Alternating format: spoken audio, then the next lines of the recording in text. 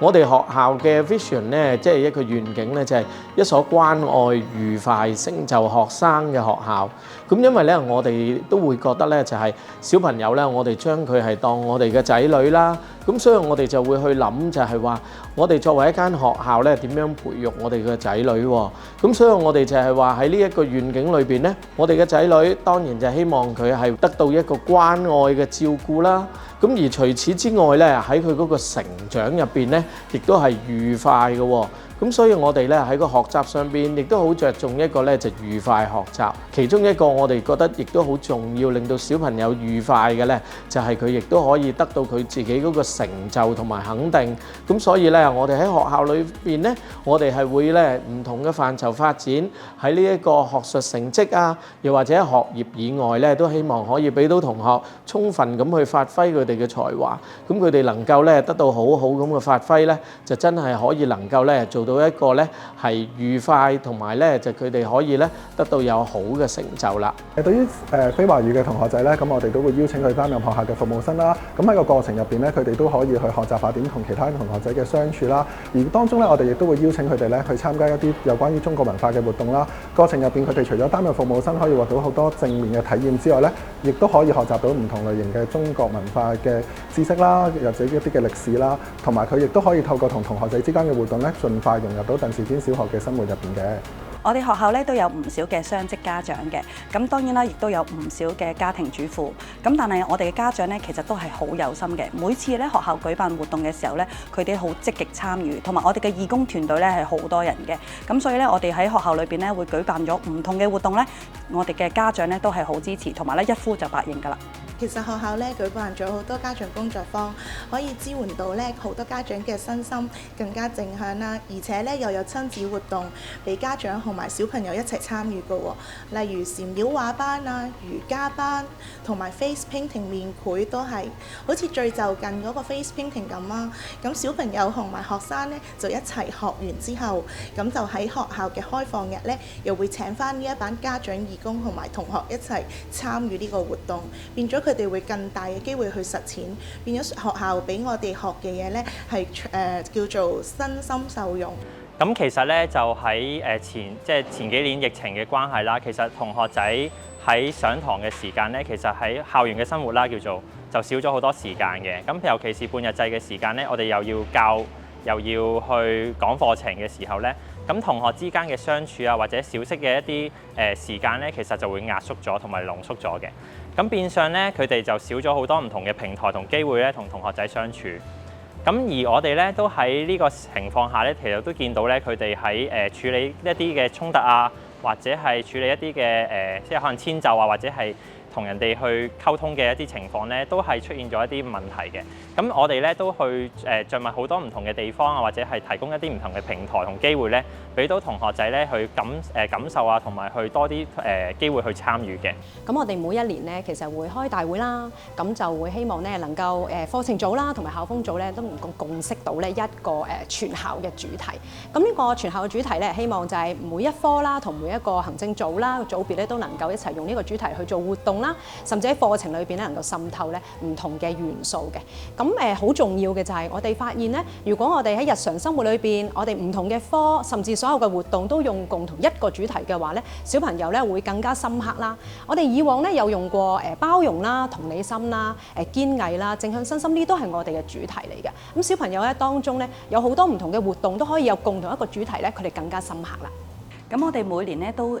定期咧，其實就有唔同嘅跨科跨組嘅活動嘅。咁有啲主題，我哋基於我哋每年嘅相同主題啦，咁然後咧各科組咧都會基於呢個主題裏邊咧去引申一啲嘅唔同嘅活動。咁而老師咧都好有心嘅，例如咧我哋嘅圖書組啦同德工組咧喺啲繪本教學嗰度咧都會係跨科合作，又或者喺閱讀城裏邊咧直情咧係有中英數常音體字譜圖電都會一齊咧去跨一個主題嘅。咁喺我哋嘅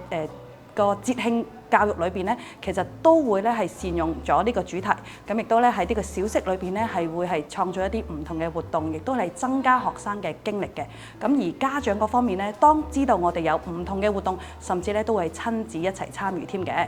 其實我哋都提供好多唔同嘅學習崗位啦、服務崗位俾到學生去體驗嘅，即係譬如話風紀啊、班長啊等等嘅。咁其實咧當中咧，我哋都見到咧學生咧喺成個服務過程當中咧，都可以將佢學到嘅一啲嘅正向嘅價值觀啊，同埋一啲同理心等等嘅一啲嘅價值觀元素咧，都可以實踐到出嚟。咁其實我哋都好相信咧，呢一啲咧都係佢哋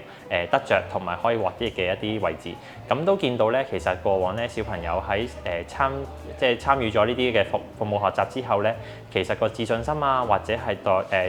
待人處事嘅一啲嘅情況咧，都係有明顯嘅改善嘅，係啦。咁都希望咧，即係小朋友喺當中咧都可以慢慢去學習啦，同埋可以建立一個更加良好嘅品德。咁我哋其實就係有一啲好好嘅團隊啦，因為我哋嘅同事咧都好支援我哋嘅，同埋我哋嘅目標好清晰，亦都係一個理念咧係好一致嘅。咁每一次咧，我哋知道坊間裏邊有唔同嘅活動或者計劃嘅話，我哋都好積極咁參與嘅，務求咧係唔會放過任何嘅機會，都想俾我哋嘅小朋友可以參與。咁而我哋嘅坊間亦都有唔同嘅資源啦，教育局啦，咁亦都有港大啦、城大啦，咁其實都有啲唔同嘅活動。咁當然啦，我哋嘅本院嘅支持都好重要，因為我哋都有個德工嘅教育喺裏邊。咁我哋咧都好尊重我哋嘅院，咁亦都咧係參與唔同嘅活動嘅。咁喺去年呢，我哋鄧肇堅小學嘅同學仔就參加咗同友引力呢個計劃，咁咧就係首次咧衝出去我哋嘅學校，去到我哋嘅屯門社區呢一個位置嗰度咧訪問下街坊平時嘅可能生活點滴啊，又或者可能都見到可能啲小朋友讀書嘅情況，都請佢哋咧互相去分享下啊，到底我哋嘅學業各方面可以點樣去兼顧啦，而從中咧亦都可以咧見到我哋原來社區各方面咧都有唔同嘅一啲嘅需要嘅人士㗎喎，可能其實身邊都有好多人需要我哋嘅關懷同埋關顧，咁透過呢一個衝出學校嘅關愛社區嘅活動咧，咁就可以令到同學仔咧更加深入咁樣咧認識到我哋身邊嘅環境啦，同埋加強咗我哋社區嘅一個凝聚力嘅。我哋學校咧就會有分3層資優架構嘅校本嘅提尖啦。咁我哋咧首先老師都會係因應嘅學生嘅能力啦，喺課堂入邊咧睇到佢哋有一定嘅能力基礎，可能咧會比較出色喎。咁我哋咧校本亦都會有個人才庫咧，係去收集呢啲學生嘅能力嘅。咁然後我哋亦都會收集咗學生嘅能力之後咧，就會召集佢哋啦。咁我哋就會有一啲嘅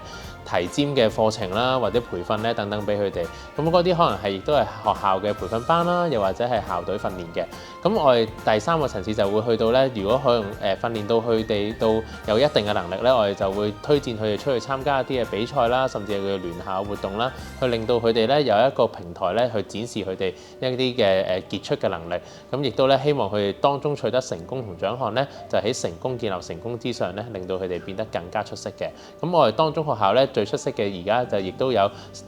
我哋嘅體育活動啦，同埋 STEAM 嗰方面咧，亦都係持之有效地去一路提尖，揾到好多傑出嘅學生嘅。我參加咗足球校隊，令我學識咗團隊合作嘅精神。我參加咗合唱團，令我學識咗溝通技巧。我參加咗校園電視台，去提升我嘅講嘢能力。我就參加咗學校嘅東方舞、爵士舞、女童軍同埋弦樂團，而我就參加咗學校嘅無人機、乒乓波、弦樂團同埋 LEGO 班。我就參加咗無人機、跳繩、女童軍同埋弦樂團，我學到好多嘢。And I have recently participated in the TOEFL exam and got the best of the best award. And I also got second place on the exam. I also tried skipping before, and it was very fun and interesting.